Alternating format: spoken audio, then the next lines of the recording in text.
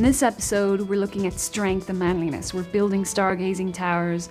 Let's get them to do something else to show they're strong. I know, arm wrestling. So it came down to Banks and Luciano, and I gotta give Banks credit. He did not want to lose. I may be the stronger one, but he's got the bigger drive. You know, he's just, doesn't matter what, he's not gonna stop. We're going back and forth. I mean, it seemed like an eternity. I mean, it was several minutes. He wouldn't move. I mean, Banks surprised me. As soon as I gave more, his arm gave. I just could feel just the vibration going through his arm to my arm.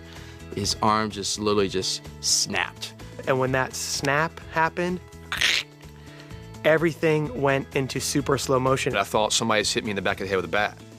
And then I pulled away from the table and my arm fell, and then I felt that there was nothing holding my arm but the ligaments, the muscle, and the skin. I remember him stepping backwards, and then he was going down. He just started going down. Like, his instinct told him he needed to get on the floor or he was, gonna pass out and injure himself further. And everybody was rushing around me and everything, and I was trying to keep everybody else calm because I knew the more freaked out they were, the more I was gonna freak out. Actually, the person who probably had the most level head out of all of us was Banks. There was no game at that point.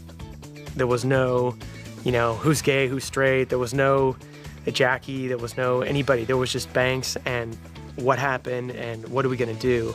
The game did disappear, definitely. You see somebody hurting like that and all the competition stuff, man, it's out the window. And at that moment when Banks broke his arm, like everything just suddenly became more real. It wasn't really like a game. And I'd be lying if I said I wasn't thinking about the game at that point. And I was sitting there next to Banks and Jackie was rubbing his hair and I was like, oh, this is great. Now Jackie is more in love with Banks than ever.